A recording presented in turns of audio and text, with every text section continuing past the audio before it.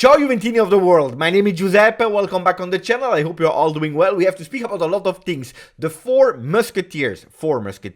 Yes, because looks like Max Allegri wants to go all in La Beaujoire, in the Stadium of Nantes, to win that game, to qualify to the next round. Super crucial, super vital, so we'll speak about the Four Musketeers, and I think that you can already start imaging who they are. But let's start today with three crazy news. At least one is a fantastic, beautiful one. Mattia Perin, that yesterday night became father for the third time.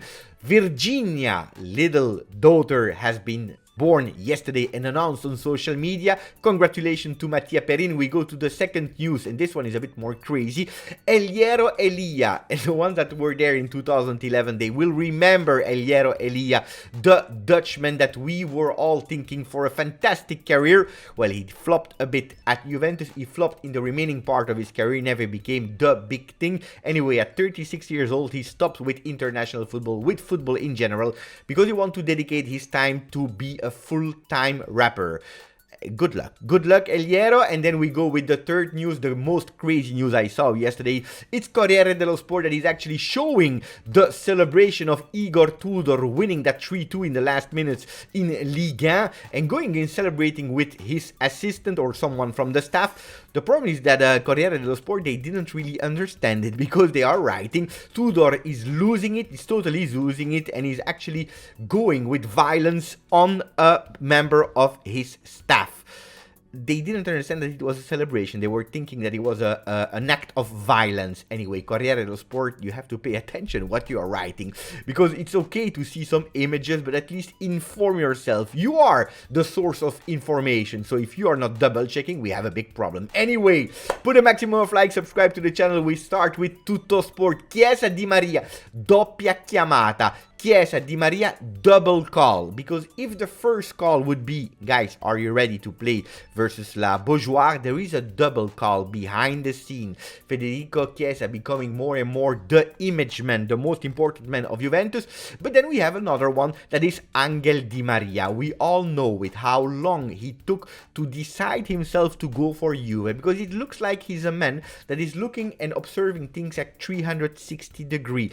Not a man of fake promises. He never fooled anybody before joining Juve. He said, I need time to evaluate everything before joining Juve. Most importantly, it is my family that will decide together with me. They are main responsible, because we all know it. My dream is to go to Rosario Central one day, finishing my career there. That's why he didn't promise crazy things. He said, I want to sign 1 year in Torino with Juventus to understand a bit the environment. Of course, this will be for me a help to go to the World Cup at full form, to perform there and trying to win it, something that he did, and as a protagonist, not as a B player, not as someone that is there on the bench, but as a real protagonist.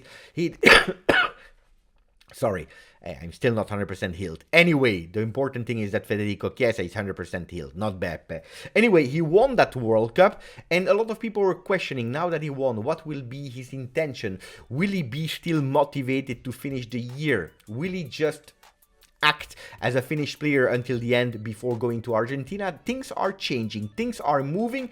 There is an Angel Di Maria with his family that are feeling fantastically well at Juventus. The wife said, look how he's showing love towards the color that he's wearing, and this is what he's showing to us, celebrating on his knees for an assist, but also celebrating with beautiful hearts like he did 4 times already with Juventus this season. It's an Angel Di Maria that is not only taking Juventus and carrying Juventus in moment of difficulties, but an Angel Di Maria that is seeing himself maybe even more at Juventus, even longer than the few remaining weeks that he has on his contract. For me, it's a big yes. Of course, there is one big block, and we already spoke about it on the channel. What about Juventus? Because if Juventus will not be able to compete Champions League, Europa League, or whatever, of course that can be a potential block. But Angel Di Maria, even in one of the most difficult years of Juventus ever, he let that door open, and that's a really beautiful sign. I'm expecting a lot of your comments. What would you do with Angel Di Maria? I would continue. I would continue with Angel Di Maria for at least one more year. I would be super happy. He will be there in not, and also probably Federico Chiesa. Federico Chiesa that yesterday had a day off like all the team after the game of Spezia. Yesterday he was there in La Continassa training because he wants to be back. He wants to play in France and we can't wait to have him. Of course, these two men will be important because we need to support Vlahovic. Vlahovic that didn't do a beautiful performance versus Spezia. A lot of discussion, a lot of controversy on the number 9 of Juventus. A lot of people are saying, yes, it's because of him, because he's missing some important qualities like the control of the ball, the ability to unmark himself. Other people are blaming Max Allegri and Juventus because we are not offering what he needs to perform at high level at Juventus. Well, there is one thing sure, with these two men, Max has the intention to help and to support Dusan Vlahovic to make it easier for him to shine, and that will be super important for Juventus to have the ability to make our number 9 shine, so that these voices that were confirmed fake from Nicolo Schira will of him going to Manchester United or to Real Madrid, so that we can push them away and focus only on one thing, what he needs to do: scoring, scoring, scoring. Not only these 3 men will be important, because you know, with the Musketeers, there were 4, not 3. Gazzetta dello Sport is speaking about Juve Formula 4, Juve Formula 4 with Chiesa, Di Maria, with Dusan Vlahovic, but also with that 4th man, Filip Kostic. When in not we were playing with the kind of all-in with a trident, that trident can become 4 men, the 4 Musketeers, with Kostic also there on the pitch. How will we play? Will it be a 4-2-3-1 with only 2 midfielders, 4-man defense, De Sciglio on the right, Alexandro on the left, Danilo Bremer in the middle, double pivot, Rabiot, Locatelli with Fagioli ready on the bench to enter, Kostic on the left, Di Maria as a number 10 going wherever he wants, and Chiesa on the right with on top Vlahovic. A 4-2-3-1 is a possibility that can happen. Why? To support Vlahovic, but one thing even more important, to win that game in La Beaujoire. Speaking about Mercato, really few, there is a new name that popped up yesterday night. It is Carlos Augusto, Brazilian player from Monza, left back. We know it. The Brazilian player that we have at the moment is Alexandro with the number 12.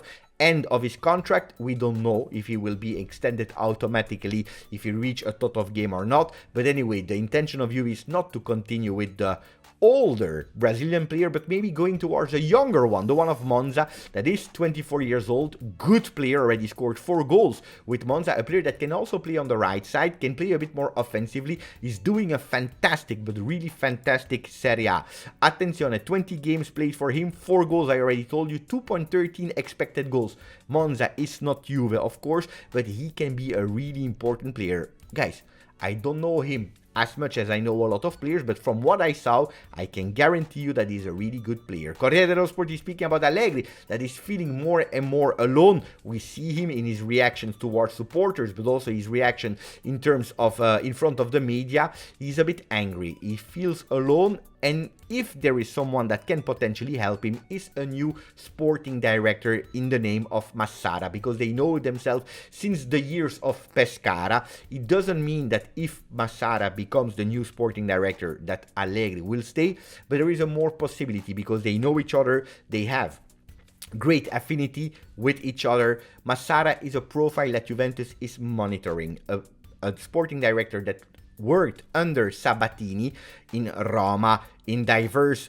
clubs in Italy, so it's one that has already a lot of experience. But what is really in the eye of Juve, it's a sporting director that has the ability to work really with scouts from other leagues, minor leagues in the past, like Liga and so on, to take these players and multiply their value. You can keep them, you can sell them, but he's a coach, he's a sporting director that has a lot of experience and can bring that touch. Did beautiful things at Milan, now without Walter Sabatini, forming a beautiful duo with Maldini. So attenzione to that name that we will speak about more and more and more about the future. Short video, I have other things to do. It will be probably a bit later that I will upload that video, because first I have a live on Juventus. Anyway, I hope you enjoyed that smaller video. Let me know which of these topics you want to go more in detail in the next video. I'm curious to read your comments. Maximum of likes, subscribe to the channel. Grazie, forza, Juve.